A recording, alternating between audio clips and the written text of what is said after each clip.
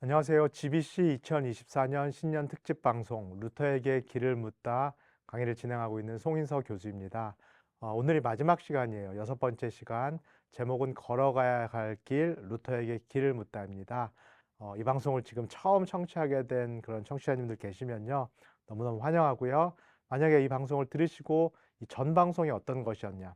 앞에 5주차의 방송이 녹음이 되어 있는데요. 미주보건방송 홈페이지에 가셔서 전에 있는 그 강의도 같이 이어서 들어주시면 좋겠습니다.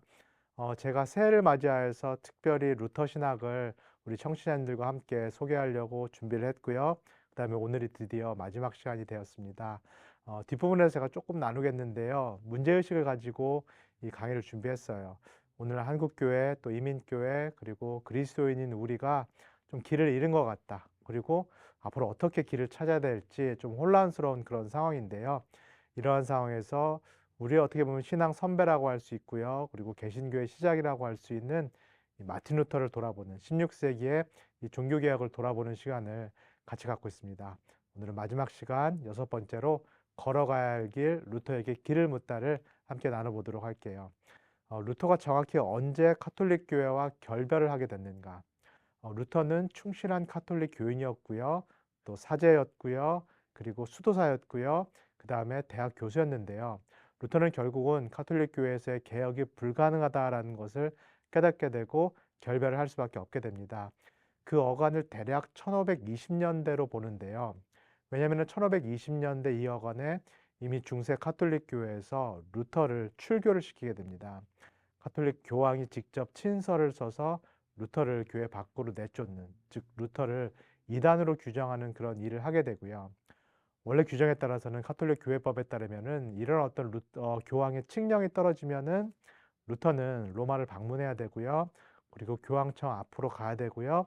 그 다음에 청문회에 참석을 해야 되는, 그래서 마지막 기회가 지어질 때 자신의 주장을 이렇게 버릴 수 있는 마지막 기회가 남아 있었습니다. 그러나 사실 루터는 그 마지막 기회를 받아들이지 않았고요. 1520년 12월 10일 날 오히려 공개적으로 이제는 루터가 카톨릭 교회를 떠나겠다라는 일종의 대중시위 퍼포먼스를 열게 됩니다. 그것이 책 화형식이라고 알려져 있는데요. 루터가 교황이 자신에게 보낸 편지, 즉 자신을 출교시키는 그 편지를 모으게 되고요. 그 다음에 교회의 이 법령집, 교회 법령집을 또 모으고 이 교회 책들을 모아서 사람들이 보는 앞에서, 그리고 자신들의 학생이 보는 앞에서 불에 태우는 화형식을 벌이게 됩니다. 일종의 이제 더 이상 돌아갈 수 있는 다리를 스스로 끊었다. 돌아갈 수 있는 다리를 불태웠다라고 할 수 있겠죠. 이렇게 공개적으로 카톨릭 교회의 결별을 선언하면서 루터가 이렇게 말했는데요. 한번 그 언급을 들어보도록 하겠습니다. 그들이 나의 책들을 불태웠기 때문에 이제 내가 그들의 책을 불태운다. 그리고 내가 지금 교회법이 포함된 이 책 목록을 불태우는 이유는 바로 이 책이 교황을 지상의 신, 지상의 하나님으로 만들어 놓았기 때문이다. 지금까지 나는 단순히 교황의 일들만 상관해 왔다. 적그리스도에 금해진 나의 책들은 모두 기독교적인 것이다. 교황은 절대로 성서와 그리고 이성을 가진 자를 쉽게 이길 수 없다. 1520년 이 여간에 루터의 개혁의 노력에도 불구하고 더 이상 카톨릭 교회가 새롭게 개혁될 수 없다라는 그 한계에 이르는 것으로 보여집니다. 그리고 그가 정말로 존경했던 이제는 교황을 떠나는 그런 결정을 루터가 내리게 되고요. 뒷부분에서 들은 것처럼 루터의 주장, 교황은 또는 교회는 성서와 그리고 이성을 가진 자를 이길 수 없다라는 이 구호를 천명을 하게 됩니다. 교회는 무엇보다도 교황의 말씀이 아니라 하나님의 말씀, 즉 성서에 기초해야 된다. 그리고 성서뿐만 아니라 합리적인 이성을 가지고 앞으로의 교회를 세워나가야 된다라는 이 루터의 사상을 분명하게 천명한 것이다라고 할 수 있겠죠. 제가 이 강의를 통해서 대부분 우리의 신앙에 대한 문제에 대해서 논의를 했고요. 그 다음에 개인적으로 어떻게 우리가 신앙생활을 해야 되는가, 이 부분에 대해서 루터의 이야기를 조금 나누어 드렸는데요. 오늘 마지막 이 시간에는 루터가 그렇다면 교회 개혁에 대해서는 어떤 의견을 갖고 있는가, 그 부분을 잠깐 소개해 드리도록 하겠습니다. 1520년에는 루터가 상당히 중요한 논문들을 많이 발표했는데요. 그 중에서 하나가 바로 기독교계의 상태 개선에 관하여 독일 민족의 귀족에게 호소함이라는 그 논문이 있습니다. 이 논문의 서문이 상당히 중요한데요. 서문의 내용을 한번 읽어 드릴게요. 루터가 이렇게 말합니다. 로마 교도들은 아주 영악하게 자기들 주위에 세 개의 담을 둘러쳐 놓았는데 이것들은 이제까지 그들을 보호해 주었으며 아무도 그것들을 개혁할 수 없었다. 그 결과 온 기독교계는 통탄스러운 부패를 겪어왔다. 중세 교회의 역사가 한 1000년 이상이 됩니다. 이 1000년 이상 동안 여러 가지 굴곡이 있었고요. 또 어려움이 있을 때마다 안팎으로 개혁의 움직임이 있었던 것이 사실인데요. 그러나 루터가 말하는 대로 교회는 세 가지 담을 둘러서 놓고 또는 세 가지 어떤 보호할 수 있는 벽을 스스로 쳐놓고 기득권을 보호해 왔다. 그래서 그 결과 이 중세 후기에 교회가 타락할 수밖에 없었다라는 그런 지적을 하게 됩니다. 루터가 그 세 가지 벽, 교회의 기득권을 보호하고자 했던 세 가지 성벽에 대해서 구체적으로 말하는데요. 이렇게 말합니다. 첫째로 교회는 그들은 속권에 의해 위협을 받을 때 속권은 자기들에 대한 관할권이 없으며 오히려 정반대로 영권이 속권보다 우월하다라는 그런 입장을 확고하게 밝혀왔다. 어떤 이야기처럼 들리시나요? 교회 그리고 무엇보다도 중세 카톨릭 교회는 전형적으로 사제 중심, 목회자 중심의 그런 어떤 기관이었다라고 할 수 있겠고요. 이 사제 중심의 교회의 가장 수장은 교황이었습니다. 그리고 교황 또는 사제 교회가 어떤 문제를 일으킬 때마다 이 세속권, 세상에 어떤 그 지적이 있었던 것이 사실인데요. 그럴 때마다 교회는 이런 방식으로 일관되게 반응해 왔다라는 거죠. 영권이 속권보다 우월하다. 또는 교회가 늘 세상보다 우위에 있다. 영적인 것이 세속적인 것보다 늘 우위에 있다는 이런 방식으로 어떤 세속권 또는 세상으로부터의 지적, 비판을 피해왔다라고 루터가 주장을 합니다. 두 번째 벽에 대해서는 이렇게 말하는데요. 그들은 성경에 의거하여 책망하고자 할 때 교황 외에는 그 누구도 성경을 해석할 수 있는 자격 또는 권한이 없다는 반응을 보여왔다. 말씀드린 대로 로마 카톨릭 교회는 사제 중심적이고요. 성직자와 평신도가 이렇게 이분법적으로 구분된 그런 제도적인 모습을 가지고 있었죠. 그래서 평신도 입장에서 교회 이러이러한 문제에 대한 어떤 지적이 나올 때, 그리고 평신도 입장에서 성서에 기반해서 이러이러이러한 교회에 대한 또는 사제와 교황에 대한 비판이 있을 때마다 교회는 이런 식으로 응답을 해왔다라는 건데요. 교황 외에는 또는 사제 외에는 그 누구도 성경을 올바르게 해석할 수 있는 그런 권한, 자격이 없다라는 주장, 이 벽을 통해서 이 세상으로부터 또는 교회 안에서 평신도들로부터의 지적을 피해왔다라고 루터가 얘기합니다.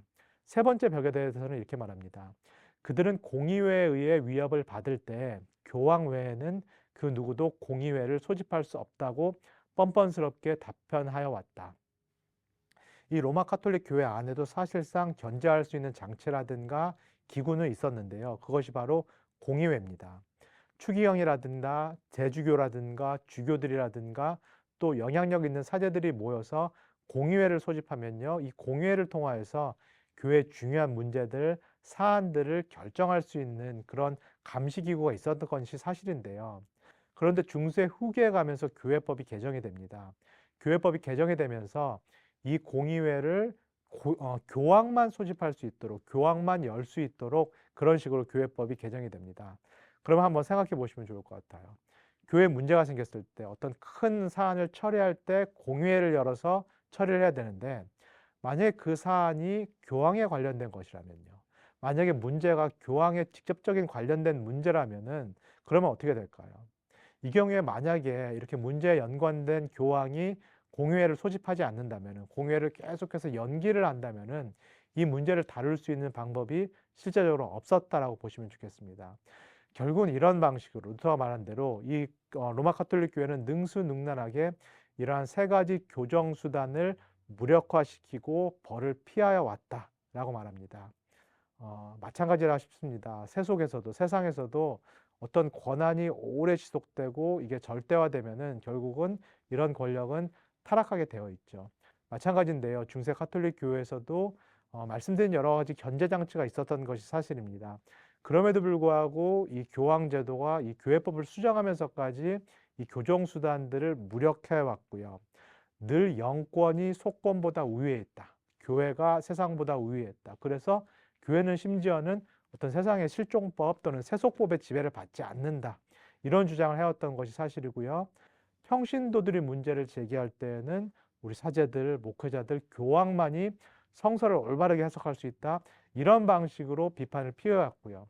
마지막으로 가장 책임자인 이 교황이 문제가 발생했을 때는 교황이 차일피일 공유의 소집을 미루는 방식으로, 이런 방식으로 해서 어떻게 보면은 교정 수단을, 이 기구들을 무력화시켜 왔던 거죠. 이것이 길어진다라고 한번 생각해 보시면 좋을 것 같아요. 결국은 이렇게 길어지면은 교회 개혁이 불가능해지고요. 이러면서 결국은 교회가 점점적으로 타락할 수밖에 없는, 절대화될 수 없는 어떤 그런 위기가 생기는데요. 루터가 종교 개혁을 일으킬 당시가 그 지점이었다라고 보시면 좋을 것 같아요. 소위 말해서 임계점에 다다른, 더 이상 이 중세 가톨릭 교회가 고쳐질 수가 없는, 개혁될 수가 없는 어떤 그 임계점에 다다른 상황이 루터가 종교 개혁을 일으킬 수밖에 없었던, 교회에서 이렇게 나올 수밖에 없었던 그런 현실이었다라고 보시면 되겠습니다. 루터가 교회와 이렇게 결별을 선언하면서 본격적으로 소위 말하는 교회 비판을 하기 시작하는데요. 루터의 얘기를 계속 들어보겠습니다. 먼저 첫 번째 담에 대해서, 첫 번째 벽에 대해서 지적합니다. 첫 번째 담, 첫 번째 벽이라는 것은 영적인 권한이 세속적인 권한보다 위에 있다는 것. 영적 직분과 세속적 직분의 차이를 강조하는 이 첫 번째 담인데요. 루터가 이렇게 말합니다. 교황들, 주교들, 사제들, 수도사들, 수녀들을 소위 말해서 영적 계급이라고 부르고, 제후들, 영주들, 장인들, 농무들, 즉 이 사제 서품을 받지 않은 사람들, 우리가 소위 평신도라고 말하는 사람들을 세속적 계급이라고 부르는 것은 어떤 기회주의자들에 의해 만들어진 허울 좋은 고안물이다. 아무도 그것으로 인해 놀라서는 안 되는데 그럴 만한 이유가 있다. 어떤 이야기인지 충분히 이해하시리라 싶습니다. 우리도 보통 개신교에서 이렇게 생각하고 이렇게 표현하는 경우가 많죠. 목회자, 성직자라는 표현을 쓰고 그 다음에 목회자가 아닌 경우, 목사 안수를 받지 않는 경우는 평신도라는 말을 사용하는데 조금 어감 자체가 이미 약간 이분법적인 그런 느낌을 담고 있다 싶은데요. 루터가 주장하는 것은 이 가톨릭 교회에 오랫동안 존재했던 성직자 계급 또는 영적 계급, 그리고 그 밑에 있다고 여겼던 평신도 계급 또는 조금 폄하하게 들리는 세속적 계급, 이것은 성서적이 아니다. 이거는 하나님께서 만드신 그런 어떤 법칙이 아니다라고 얘기합니다. 그리고 이렇게 말하는데요. 왜냐하면 모든 그리스도인은 참으로 영적 계급에 속하며 사실 그들 사이에서는 그들이 서로 다른 일을 하고 있다는 것 외에는 아무런 차이도 없기 때문이다. 우리가 교회에서 성직자, 평신도로 구분을 나눴던 것, 또는 목사 또는 평신도, 이렇게 편의상 구분해 놓은 것은 사실상 인간이 편의를 위해서 만든 것이지 성서적인 것도 아니고 하나님께서 세우신 그런 제도도 아니다라는 것을 분명히 말을 하고 있고요. 사실상 우리 모두는 영적 계급에 속해 있고요. 서로 하고 있는 일이 다를 뿐이다. 서로 맡고 있는 직책, 직제의 차이밖에는 없다라고 루터가 얘기합니다. 루터 얘기를 계속 들어볼게요. 왜 그런가? 몸은 하나인데 많은 지체가 있고 몸의 지체가 많으나 한 몸임과 같이 그리스도도 그러하니라. 우리가 유대인이나 헬라인이나 종이나 자유인이나 다 한 성령으로 한 세례를 받아 한 몸이 되었고 또 한 성령을 받았느니라. 고린도전서 12장 12절에서 13절 또 27절의 그 구절인데요. 성경에 이렇게 나와 있죠. 너희는 그리스도의 몸이요 그리고 지체의 각 부분이라. 한번 생각해 보시면 좋겠습니다. 우리가 그리스도를 머리로 모시고 있고요. 만약에 우리가 몸이다, 그리스도를 머리로 모시고 있는 한 몸이다라고 생각해 볼게요. 고린도전서의 내용을 생각해 보시면은 이 몸 중에서 어떤 지체가 가장 중요한가요? 또는 어떤 지체가 가장 위인가요? 그렇게 말하기 어렵죠. 다 손과 발, 눈, 코, 입 다 중요한 지체고 여기에는 어떤 우열 관계가 없다라고 볼 수 있겠는데요. 루터가 지금 말하는 것이 정확히 그 부분이다라고 보시면 되겠어요. 교회 안에서 우리가 한 믿음을 가지고 있고 이 믿음을 통해서 그리스도와 연합한 한 몸이라면은 이 안에서 성직자 또는 평신도라는 구분 자체가 사실 불가능하다라는 거죠. 루터 얘기를 계속 들어보겠습니다. 우리는 하나의 세례, 하나의 복음, 하나의 믿음을 지닌 동일한 기독교인이기 때문이다. 하나의 세례, 하나의 복음, 하나의 믿음만이 모든 기독교인들을 영적이게 하고 참으로 기독교인이 되게 한다. 한번 생각해 보시면 좋을 것 같아요. 성직자와 평신도를 이렇게 구분짓게 하는 것은 어떤 기준에 따른 건가요? 안수, 가톨릭교에서는 이게 사제 서품인데요. 세례는 모든 사람들이 다 받는 거고요. 그리고 여기에 더해서 안수라든가 목사 안수라든가 사제 서품을 받을 경우에는 중세 가톨릭교에서는 이 사제 서품을 받을 때 더 영적이고 더 우월한 그리스도인이 된다. 정말로 영적인 사제가 된다라고 이렇게 강조를 했는데요. 그래서 사제 서품을 받지 않은 평신도들의 위에 있다. 그런 어떤 계급론 또는 이분법적인 구도를 만들었는데 루터는 그렇지 않다라는 거죠. 사제서품을 받았던 받지 않았던 간에 목사 안수를 받았던 받지 않았던 간에 우리가 세례를 받았다면 우리가 한 믿음을 갖고 있다라면은 동일하게 다 하나님의 자녀여 하나님을 그리스도를 머리로 하는 이 한 몸의 동일한 지체다라는 것을 루터가 계속 얘기를 하고 있습니다. 루터의 이야기입니다. 주교가 서품 안수를 할 때 그는 단지 모두가 동일한 권능을 가진 전체 회중을 대신하여 행하는 데 지나지 않는다. 전체 회중은 그들 가운데서 이 한 사람을 택하여서 그에게 다른 사람들을 대신하여 이 권능을 행사하도록 명할 수 있다. 이것은 마치 다 같이 모두 왕의 아들이고 상속자들인 열 형제 그들 가운데서 한 아들 한 사람을 택하여서 자기들을 대신하여 왕국을 다스리게 하는 것과 같다. 어떤 얘기처럼 들리시나요?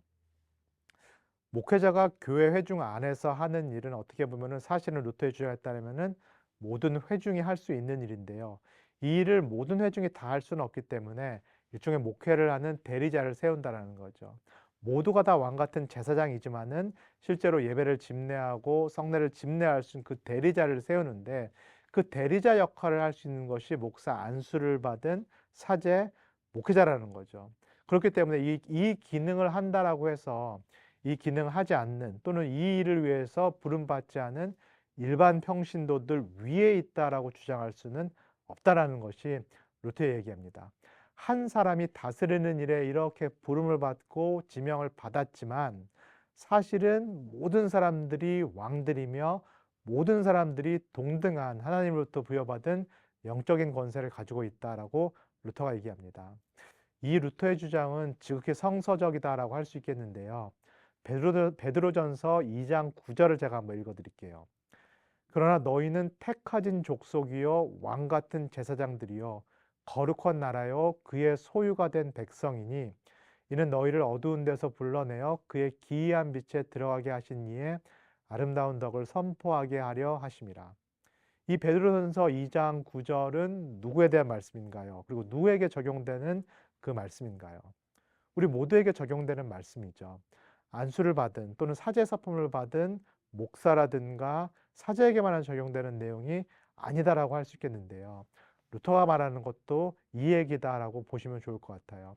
우리가 정말로 믿음을 가졌다면은 우리가 그리고 믿음을 통하여서 세례를 받았다면은 우리는 성경 말씀에 따라서 모두가 다 하나님의 영적인 권세를 갖고 있는 동일한 제사장이다라고 할 수 있겠죠.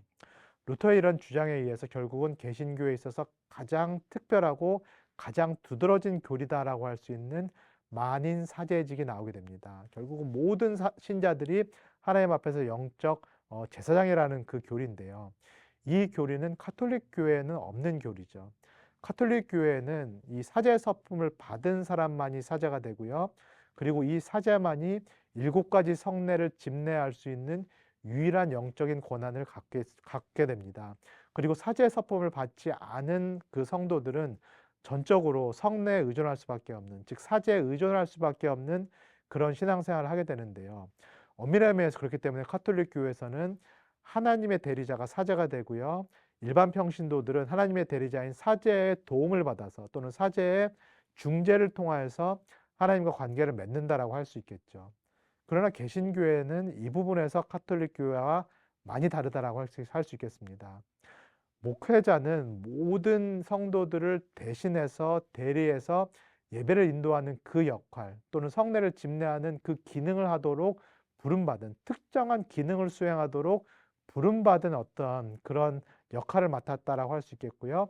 그러나 존재론적으로는 기능적으로는 이런 차이가 있을지 모르겠지만은 존재론적으로는 목사와 평신도 사이에 아무런 차이가 없다라는 것이 루터의 주장이고 이것이 개신교회가 받아들이는 만인 사제직이라고 할 수 있겠습니다. 이것이 로마 가톨릭 교회, 천주교회와 우리 개신교회가 많이 다른 점인데요. 한번 우리 청취자님께서 생각해 보시면 좋을 것 같아요. 이 만인 사제직이라는 교리를 통해서 가톨릭 교회와의 분리도 일어난 건데 오늘날 한국교회 또 오늘날 이민교회를 한번 생각해 보시면 좋을 것 같아요. 엄밀한 의미에서 개신교회에서는 어떤 계층이라든가 또는 계급화된 이런 구조가 있어서는 안 되겠습니다. 그리고 무엇보다도 성직자와 평신도의 어떤 이분법적인 그런 구도가 만들어지면 안 되겠는데요. 만약에 한국교회 또는 이민교회 여전히 계층적인 또는 계급적인 어떤 그런 부분이 남아있다. 성직자, 목회자 또 평신도의 어떤 이분법적인 그런 구도라든가 이중잣대 같은 것이 남아있다면은 조금 우리가 뒤돌아볼 필요가 있을 것 같아요. 원래 루터가 말했던 만인 사제직들은 어떻게 보면 교회 자체의 민주화 또는 교회 자체의 평등화를 꾀한 부분이 있다. 이 부분을 저희가 계속 신경 써야 되겠다 싶고요. 루터 얘기를 계속 들어볼게요. 그러므로 그리스도인들 가운데서 사제라는 지위, 즉 목사라는 지위는 단지 직무를 맡은 자의 직위에 불과하다라는 그런 결론이 나온다. 그 다음 내용이 좀 파격적인데 한번 들어보시면 좋겠어요.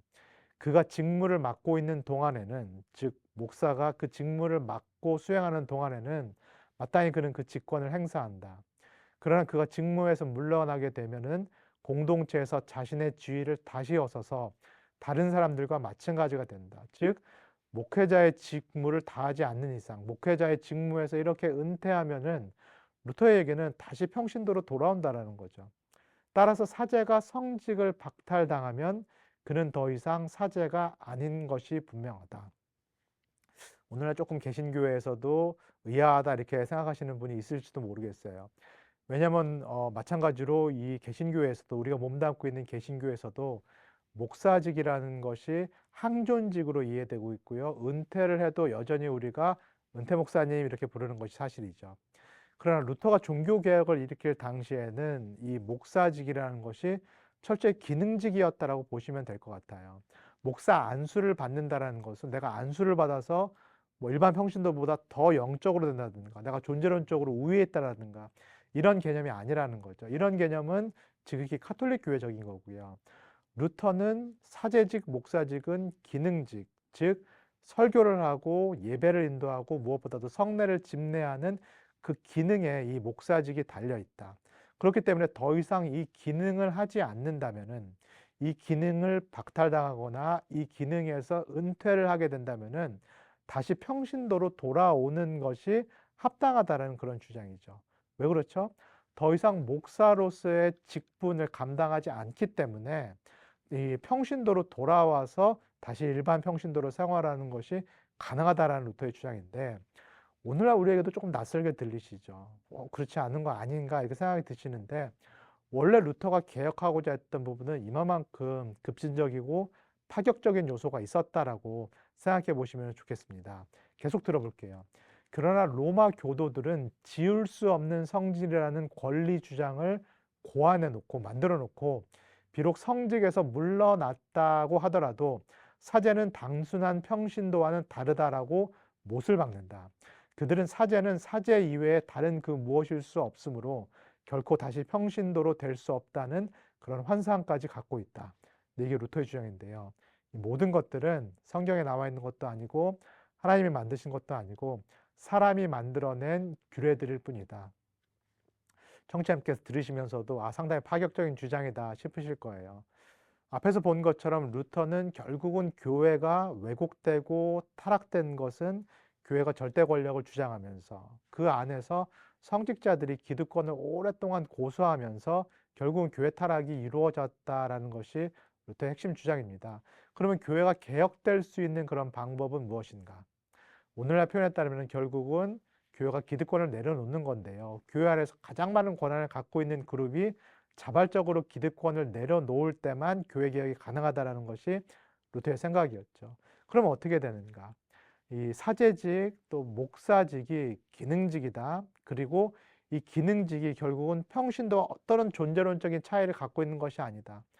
목사 안수를 받았기 때문에 내가 더 영적이고 내가 더 영적인 권한을 갖고 있다. 이렇게 주장할 수 없다라는 거죠.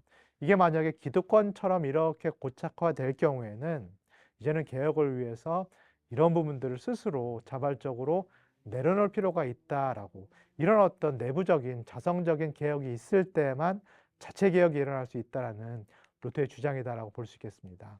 그 다음 내용도 한번 읽어 드릴게요. 그러므로 지금 영적 계급이라고 불리는 사람들, 즉 사제, 주교, 교황들은 다른 그리스도인보다 더 큰 위험을 지니고 있는 것이 아니며 단지 하나님의 말씀을 해설하고 성례를 거행하는 것을 그들의 의무로 가지고 있을 따름이다. 이것이 그들의 직무이다. 마찬가지 의미로 세속적인 권세들 또는 이 세상에서 생활하는 평신도들도 칼과 회초리를 가지고 있는데 이 사람들의 임무는 악행하는 자를 벌하고 법을 지키는 자를 보호하는 것이다. 어떤 이야기처럼 들리시나요? 그 당시 중세 상황에서 한번 이해해 볼 필요가 있는데요. 그 당시 중세 카톨릭 교회가 오랫동안 주장해 왔던 것은 교회는 세상과 비교했을 때 영적이다, 영적으로 우월하다, 교회에서 일어나는 일들, 교회의 어떤 일들을 하나님께서 더 기뻐하신다, 이렇게 영적인 또는 육적인 이분법적인 어떤 주장을 상당히 오래 해왔죠. 루터의 주장은 그렇지 않습니다.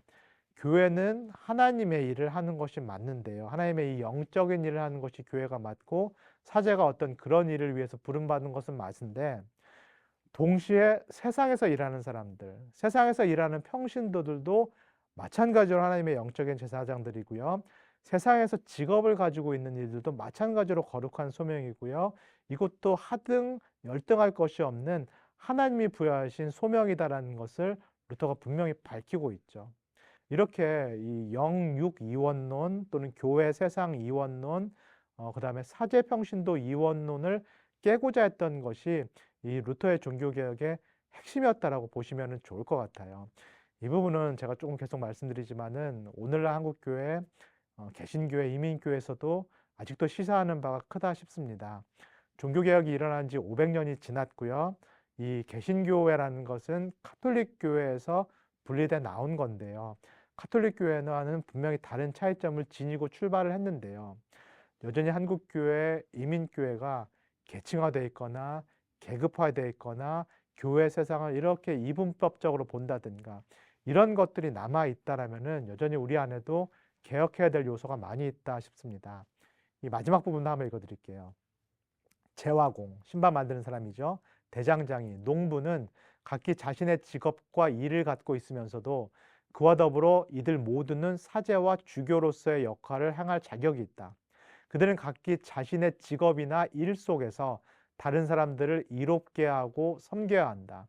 따라서 다양한 직업들은 모두 공동체의 최선의 유익을 지향하여야 하고 몸의 기관들이 서로서로를 섬기듯이 몸과 영혼의 복리를 증진시키도록 하여야 한다. 지난주에 이 강의를 들으신 분들은 기억하실지 모르겠어요. 루터는 세상 사람들이 하찮아 보이는, 소위 말해서 육아를 하는 일, 양육을 하는 일, 아예 더러운 기저귀를 빠는 일조차도 하나님께서 기뻐하시는 너무나 거룩한 소명이다라는 이야기를 했는데요. 지금 비슷한 어떤 주장이 나오고 있다고 보시면 좋겠습니다.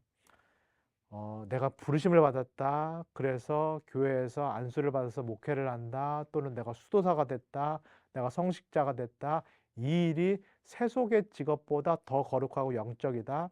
이것이 중세 카톨릭 교회의 일반적인 사고였는데요. 루터의 주장은 그렇지 않다라는 거죠. 신발 만드는 사람, 대장장이, 농부도 다 하나님께서 부르신 너무나 귀한 일을 하고 있고요. 모두가 다, 모든 그리스도인들은 어떤 직업을 부름을 받았든지 간에 이 직업이 하나님으로부터 주어졌다는 소명의식이 있다는 거죠. 그리고 이 소명의식을 통해서 결국 이 직업이 나의 생계나 가족의 생계를 넘어서서 이웃들을 위해서 다른 사람들을 이롭게 하고 섬기는 데 사용돼야 된다는 것을 루터가 많이 이야기를 하고 있습니다. 이것이 바로 종교개혁에서, 개신교에서 또 중요한 직업 소명론이 되겠는데요. 앞에서 말씀드린 대로 만인사제론, 만인제사장론, 우리가 동일한 세례, 동일한 믿음을 갖고 있으면 하나님 앞에서 모두가 다 거룩한 영적인 제사장이다. 이 만인 제사장론과 이 직업 소명론, 사제라든가 목회자의 직업만 거룩한 소명이 아니라 사실 내가 세상에서 하고 있는 모든 직업도 하나님의 부르심이고 그래서 영적인 직업이다라는 거. 이것이 가톨릭 교회와 다른 개신교의 가장 중요한 직업 소명론이라고 할 수 있겠고요. 이게 이제 칼빈주의에서는 우리에게 잘 알려진 청지기론입니다. 하나님께서 우리에게 직업을 주신 이유는 하나님이 하실 일을 우리에게 대신 맡기셨다라는 거죠. 하나님께서 사실 모든 일들을 다 하실 수 있겠지만은 우리를 부르셨는데요. 세상에서 우리 각자에게 직업을 거룩한 소명으로 주셨고요. 이 직업은 하나님께서 우리에게 맡겨주신 청지기 직분이라는 거죠. 그렇다면 직업의 최종적인 목적은 무엇이어야 되는가? 많은 경우에서 직업은 경제적인 필요를 채워야 된다. 이것을 더 넘어서서 뭐 자기 실현이라든가 더 나아가서 자기 욕망 추구 이렇게 이해되는 경우가 많죠. 그러나 루터라든가 칼빈과 같은 종교개혁자는 다른 이야기를 하는데요. 우리의 직업은 하나님께서 우리를 부르신 소명이고요. 이 직업의 궁극적인 존재 이유는 내 자신이라기보다는 이웃을 위함이라는 거죠. 내 직업을 통하여서 이웃에게 덕을 끼치고요. 내 직업을 통해서 이웃의 안녕과 평안이 이렇게 보장된다면은 이 직업이 바로 하나님께서 나에게 주신 영적인 소명, 거룩한 직업이다. 이 직업 소명도 마찬가지로 루터가 강력하게 주장했다라고 보시면 좋을 것 같아요. 이렇게 루터의 교회 개혁에 대한 내용, 만인 사제론, 그다음에 직업 소명설에 대해서 간단하게 말씀을 드렸고요. 오늘이 이 강의의 마지막 시간입니다. 그래서 남은 시간에 간단하게 그러면은 제가 앞에서 했던 내용 조금 종합하면서 제 생각을 나눠보도록 할게요. 제가 첫 주, 첫 회에 이 강의를 진행하면서 제 개인적인 생각이긴 하지만요. 지금 한국교회 또 이민교회, 한국개신교회가 위기에 있다. 또 길을 잃었다라는 그런 진단을 했어요. 저는 크게 두 가지 위기가 있다라는 말씀을 드렸는데요. 하나는 정체성의 위기, 그리고 두 번째는 적합성의 위기입니다. 교회가 세상과 어떻게 달라야 되는가? 그리스도인이 기독교인이 아닌 사람과 어떻게 세상에서 다르게 살 수 있어야 되는가? 이 정체성의 부분이 상당히 혼란스러운 것이 오늘날 우리의 모습이 아닐까 싶고요. 마찬가지로 이 대사회적인 신뢰도가 많이 떨어지다 보니까는 교회가 한국 사회, 이민 사회에서 필요한가? 또는 사회에서 점점점 교회가 이렇게 뒷방으로 내몰리는 그런 어떤 모습, 계속해서 고립되고 그러면서 왜곡되고 그런 현상이 한국 교회, 이민 교회에 나타나고 있는데요. 이 서로 맞물려 있는 두 위기, 정체성의 위기, 적합성의 위기를 어떻게 해소할 수 있을까? 특별히 많이 지적되고 있는 부분이 기독교인들의 윤리 문제입니다. 소위 말해서 기독교인들 또 교회가 언행불일치의 모습을 보인다라는 지적을 많이 받고 있는 것이 사실이죠. 기독교인이 말로는 하나님을 믿는다, 그리스도를 믿는다라고 고백을 하는데 예수께서 걸어가신 길을 실제로 걷지는 않는다. 기독교가 말하는 것과 기독교인이 행하는 것이 다르다, 불일치한다라는 지적. 그래서 오히려 기독교인들이 세상 사람들보다 더 이기적이다라는 지적, 그 비판을 받고 있는 것이 오늘의 현실인데요. 이런 어떤 상황에서 많은 학자들이 이 개신교의 신학을 지적하는 경우가 많습니다.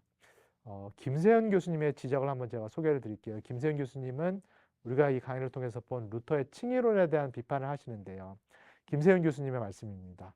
원인은 여러 가지가 있겠으나 한국교회 위기의 원인은 여러 가지가 있겠으나 가장 근본적인 것은 종교개혁의 중심구호인 은혜로만, 믿음으로만 의인됨으로 표현되는 칭의론이 한국교회에서 많이 오해되고 오해를 넘어서서 심각하게 왜곡되고 변질된 것 때문이 아닐까 생각합니다. 성화를 칭의와 분리해서 사고하는 데부터 칭의론의 왜곡이 시작됩니다. 한국의 숭실대학교에서 또 가르치시는 권영경 교수님도 비슷한 비판을 하셨는데 한번 그 내용도 읽어드릴게요. 한국교회 복음 이해는 종교개혁의 구원론이 단순화되어 고착화된 것으로 볼 수 있다. 대부분의 개신교 신자들이 가진 구원론은 행위가 아니라 믿음이라는 이원론적인 틀 속에서 형성된다. 우리는 오직 은혜로 그리고 오직 믿음으로 구원을 얻는다. 이를 왜곡해서 뒤집어서 이해한다면 우리의 구원은 행위, 곧 우리 삶의 실천적이고 윤리적인 차원과는 무관하다라는 그런 뜻으로 오해될 수 있다. 이렇게 지적하셨는데요. 저는 이 김세현 교수님과 권영경 교수님의 지적에 100번 동의하는 편이고요. 한국교회 구원론이라든가 신학 이해에 좀 여러 가지 문제점이 있다라는 것을 공유하는 편인데요. 그럼에도 불구하고 제가 이 강의를 통해서 연속 강의를 통해서 조금 나눈 대로 루터가 원래 말했던 이신칭이라는 거, 즉 믿음으로만 구원을 얻는다라는 것은 절대 행위를 등한시하지 않았다라고 봐야 할 것 같아요. 믿음을 통해서 우리가 정말 율법을 통해서는 죄인으로 드러날 수밖에 없는 우리가 믿음을 통해서 그리스도의 의, 하나님의 이 완전한 일을 100% 거저 선물을 받는 것. 그래서 구원은 정말로 값없는 은총이다, 무조건적인 은총이다라는 것은 맞고 또 성경적이다라고 할 수 있습니다. 그러나 그게 끝이 아니다라고 보게 되는데요. 루터가 말한 대로 이렇게 하나님의 의를 선물로 받은 사람은 그 다음에 자연스럽게 자발적으로 어떤 일을 하게 되는 거죠? 자발적으로 의의 열매를 맺게 되는데요. 그 의의 열매는 누구를 대상으로 맺는다? 지난 강의를 통해서 제가 말씀드린 대로 그 의의 열매는 사실은 우리가 이웃을 대상으로 맺는다. 하나님을 통해서는 우리가 믿음을 통해서 그리스도의 의를 값없이 선물로 받는데요. 이렇게 정말로 값없이 선물을 받고 감격한 사람은 좋은 나무에서 좋은 열매를 맺듯이 이웃을 대상으로 해서 정말로 자기희생적인 사랑의 자리까지 나아가야 된다는 거죠. 이게 루터가 말하는 사실상 성화인데요. 제가 강의에서 강조해 드린 것처럼 루터가 말하는 제자도, 루터가 말하는 예수를 닮는 삶은 단순히 교회 생활 잘하는 성도가 아니다 싶습니다. 루터가 말하는 예수를 잘 믿고 루터가 말하는 예수를 닮아가는 삶은 실제로 예수님께서 이 땅에 사셨을 때 자기 자신을 완전히 비워내시고 자기 자신의 삶을 완전히 이웃을 위해서 내어놓으신, 그것도 죄인들에게 자신의 생명을 거저주신 그 삶을 닮아가는 것, 자기희생적인 이웃 사랑을 할 수 있는 것이 루터가 말하는 성화, 루터가 말하는 제자도라고 할 수 있겠는데요. 우리 기독교인들, 개신교인들이 이 부분을 조금 진지하게 생각해 볼 필요가 있지 않을까 싶어요. 우리가 입술로는 기독교인이다라는 고백을 하고요. 그리고 교회에 일주일에 한 번 가서 예배를 드리는데요. 거기서 멈출 수가 없겠죠. 입술로만 고백하는 데서 멈출 것이 아니라 이제는 실제로 예수께서 걸어가신 그 길을 걸어야 될 텐데요. 예수께서 살아가신 그 삶을 우리도 실제로 살아야 될 텐데요. 지난 시간에 말씀드린 대로 예수님께서는 실제로 우리로 하여금 그러한 삶을 살도록 이미 우리를 부르셨다. 그 부름의 장소가 어디다? 멀리 바라볼 곳이 없다라는 말씀을 드렸어요. 내가 지금 있는 이곳, 내가 지금 부름받은 이곳, 내가 지금 맺고 있는 이 관계, 이곳이 바로 하나님께서 나를 부르신 그곳이고 내가 갖고 있는 직업이 하나님께서 나에게 주신 거룩한 소명이다라는 것을 우리 청취자님들께서 꼭 기억해 주시면 좋겠고요. 때로는 어렵고 때로는 힘들고 때로는 관계적으로 너무너무 고통스럽더라도 바로 이것이 하나님께서 나에게 지라고 주신 십자가다.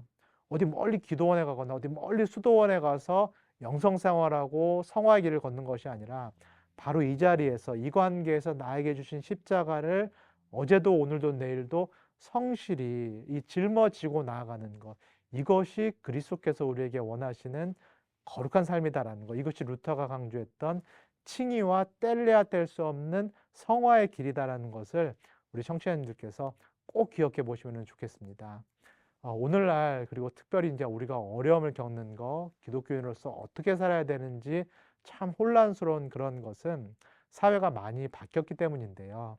제가 첫 시간에 조금 소개드린 그 글이 있어요. 이 독일에 있는 한병철이라는 이 제독 철학자가 피로사회라는 책에서 이런 글을 썼는데 한번 읽어드릴게요. 시대마다 그 시대에 고유한 주요 질병이 있다. 21세기의 시작은 병리학적으로 볼 때 박테리아적이지도 바이러스적이지도 않으며 오히려 신경증적이라고 규정할 수 있다.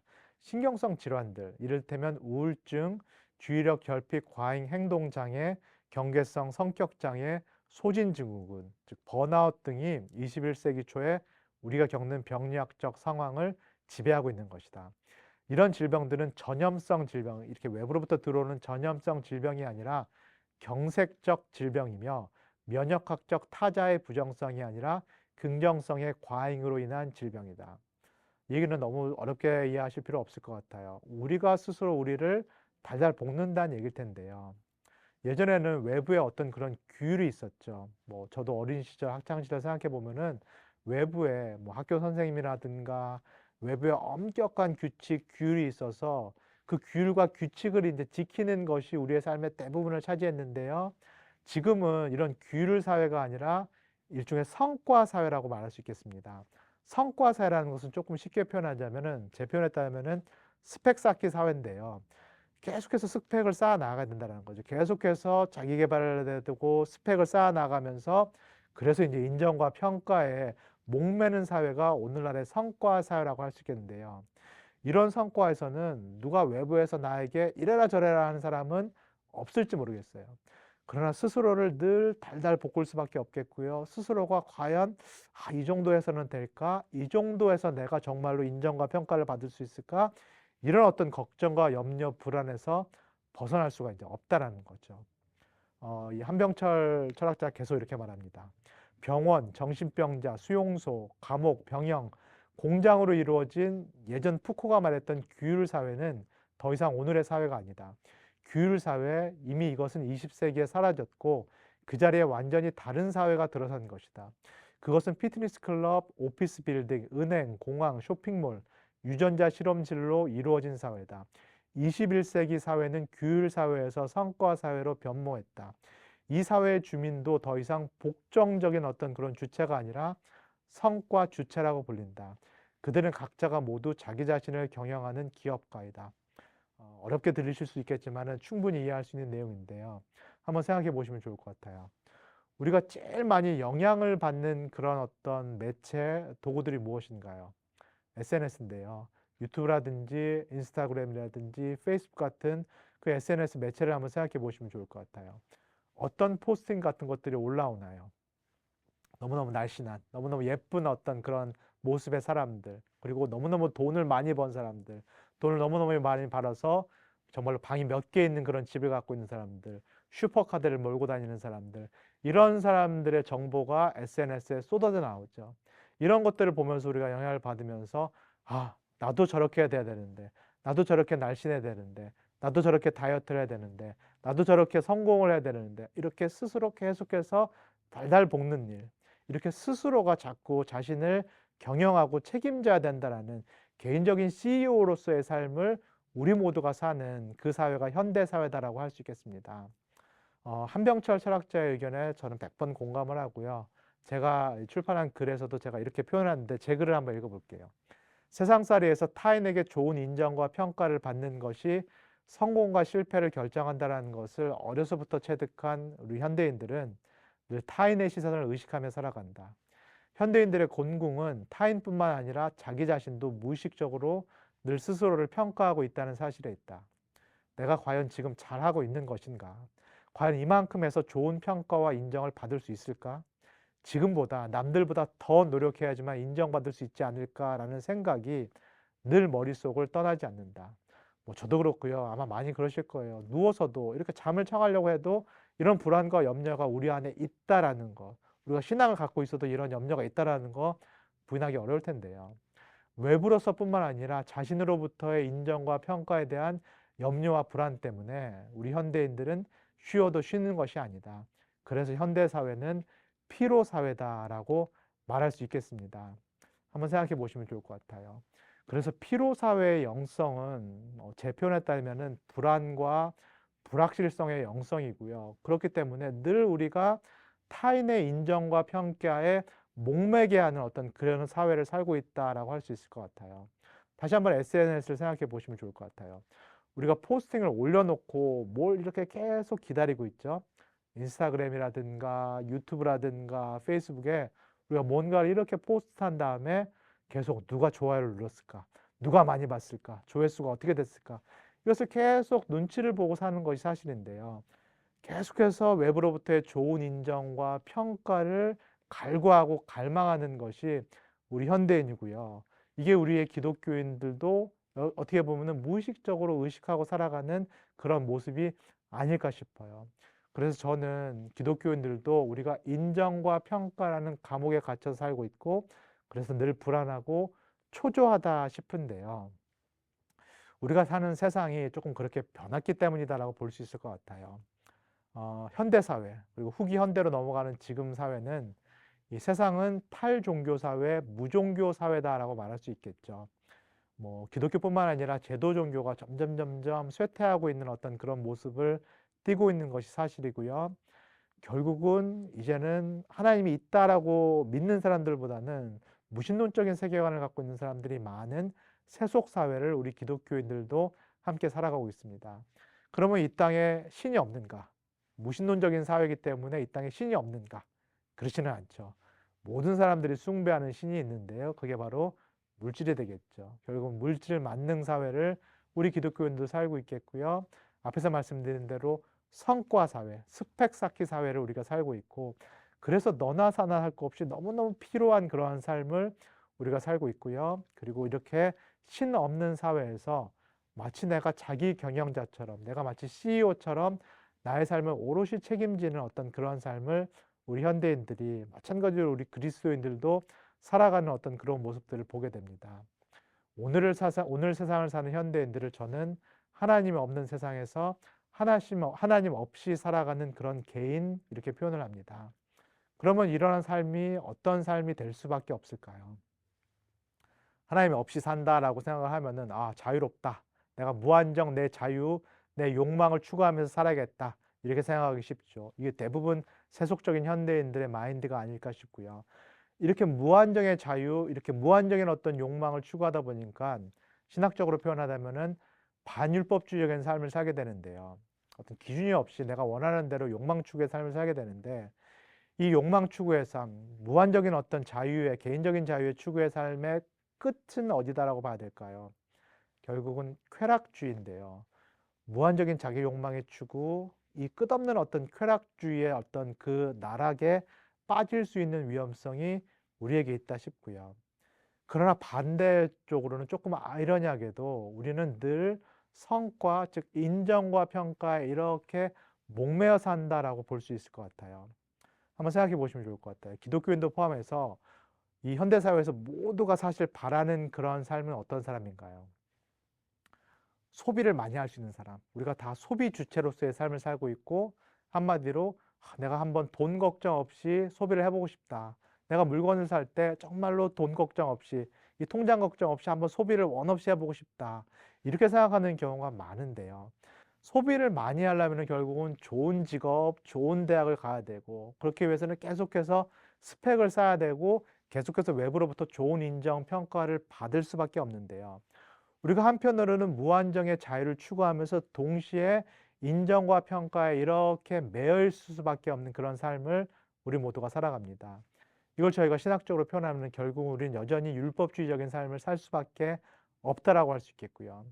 그러면 이렇게 율법주의적인 어떤 기준에 매여서 사는 삶을 오랫동안 삶을 살게 되면 어떻게 되나요? 내가 세워놓은 기준, 내가 세워놓은 목표, 내가 이렇게 살아야겠다는 어떤 그런 율법에 내가 스스로를 메고 오랫동안 삶을 살면 어떻게 되나요? 처음에 느껴지는 것은 피곤이죠. 그래서 앞에서 본 피로사회인데요. 피곤하게 느껴지고 번아웃이 느껴지고 밑빠진 독에 물 붓는 어떤 그런 삶을 살게 되는데, 이게 길어지면은 결국은 허무함을 느낄 수밖에 없는데요. 우울증을 겪을 수도 있겠고요. 허무주의에 빠질 수밖에 없는 그런 어려움을 우리가 경험을 하게 됩니다.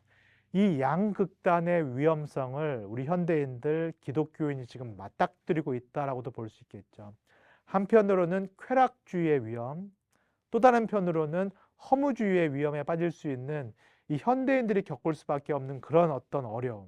그래서 심지어는 도박이라든지 술이라든지 약물 중독이라든지 이런 쪽으로 빠질 수 있는 위험성에 우리 그리스도인들도 노출되어 있는 것이 사실인데요.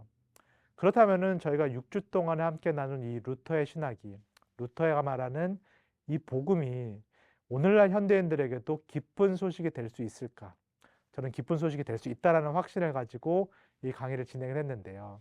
제가 쓴 글 그 내용을 한번 읽어 드릴게요. 하나님께서 그리스도의 십자가를 통해서 나를 인정하신다는 십자가의 신학은 나에 대한 세상의 인정과 평가는 결코 절대적인 것이 아니라 상대적인 것임을 일깨워준다. 세상에서 내가 사람들에게 어떤 인정과 평가를 받고 있든지 간에, 세상에서 내가 어떤 직업을 갖고 얼마만큼의 연봉을 받고 있든지 간에, 내가 어떤 집에 살고 어떤 차를 몰고 있던 간에 외부로부터의 나에 대한 평가는 나를 최종적으로 규정할 수가 없다. 내가 나 자신을 어떻게 생각하고 평가하고 있든지 간에 내가 나에 대해서 스스로 내리는 인정과 평가 또한 나에 대한 최종적인 평가가 될 수 없다. 오직 하나님만이 나에 대한 최종 평가를 내리실 수 있는 주인이시며 오직 하나님만이 나를 그리스도의 십자가를 통해 의롭다라고 인정하시고 평가하신다. 결론을 이렇게 내릴 수 있을 것 같아요. 외부로부터 그리고 내 자신으로부터 내리는 인정과 평가의 목소리가 아니라 나를 향한 하나님의 인정과 평가가 최종적으로 옳은 것임을 받아들이는 것. 내가 비록 율법의 철두철미한 기준에 봤을 때는 죄인일 수밖에 없지만 이런 죄인인 나를 그리스도의 의로 의롭다 여기시는 이 하나님의 평가, 이 믿음으로 붙잡는 하나님의 평가가 나에 대해서 결정적이고 최종적인 것이라는 것을 받아들이는 것. 이게 믿음인데요. 이것이 바로 하나님의 약속에 대한 우리의 믿음이다. 믿음은 우리를 인정과 평가라는 감옥으로부터 구원하며 이제 우리로 하여금 자기 자신이 아니라 이웃을 위한 삶을 살도록 이끈다. 6주의 강의를 마무리하면서 말씀드린 이 내용을 한번 생각해 보시면 좋겠습니다. 현대 사회를 살 때 자꾸 우리가 무엇을 자꾸 해야 된다라는 이 강박 같은 이 관념에서 빠져나가기가 어렵죠. 자꾸 우리가 뭘 해야 되고 성과를 내야지만 좋은 인정과 평가를 받는다는 이 강박적인 어떤 사고관에서 벗어나기가 어렵고요. 심지어는 이게 신앙생활 안에서도 작동할 가능성이 많죠. 내가 하나님의 마음에 들기 위해서 자꾸 이러이러한 행위들을 해야 된다. 이러이러한 삶을 살아야지만 하나님이 조건부로 나를 축복하신다. 이런 율법주의적인 사고관에서 우리가 벗어나기가 해방되기가 매우 어려운데요. 함께 나눈 루터의 신학은 먼저 하나님이 우리 존재 자체를 받아들이신다라는 것. 이것이 루터의 이신칭의 핵심이다라고 기억하시면 좋겠어요. 우리가 무엇을 행위를 하기 이전에 하나님은 우리 존재를 있는 그 자체로 받아주시는데요. 우리의 있는 그 자체는 율법의 기준에 따르면은 죄인이지요. 우리 스스로도 죄책감을 느끼고 우리 자신도 실망할 수밖에 없는 죄인인데요. 이런 죄인을 하나님께서는 그리스도를 통하여서 아무 조건 없이 받아주시고요. 자녀 삼아 주시고요. 우리를 정말로 의롭다라고 그리스도로 인해서 우리를 의롭다라고 여기십니다. 우리를 이 존재 자체로 받아주시는데요. 이 하나님께 깊이 받아들여지는 이 경험이 있다면 내가 정말로 이렇게 하나님 앞에서 품어진다라는 그런 경험이 있다면 그 다음에 하나님께서 원하시는 행위로 나아갈 수 있다라고 보시면 될 것 같아요. 이 칭의의 의, 이 무조건적인 의를 우리가 풍성히 누릴 때 그 다음에 우리가 이웃을 향한 이 자기희생적인 사랑, 이 성화의 길로 나아갈 수 있다라고 볼 수 있겠습니다. 지난 6주 동안 루터에게 길을 묻다 이 특강을 들어주신 청취자님들께 진심으로 감사의 말씀을 드립니다. 제가 개인적으로 전공했고 또 지금도 너무 좋아해서 공부하고 이제 가르치는 루터의 신학을 함께 나눌 수 있는 그런 기회를 갖게 되어서 개인적으로 참 기뻤고 또 좋았고요. 또 제가 미주복음방송에서 교회사 이야기 칼럼을 매주 화요일 날 진행을 하고 있어요. 그래서 청취자님들께서 나중에 시간 되실 때 또 교회사 칼럼도 같이 들어주시면 참 감사하겠습니다. 다음에 또 좋은 기회로 찾아뵙도록 하겠습니다. 감사합니다.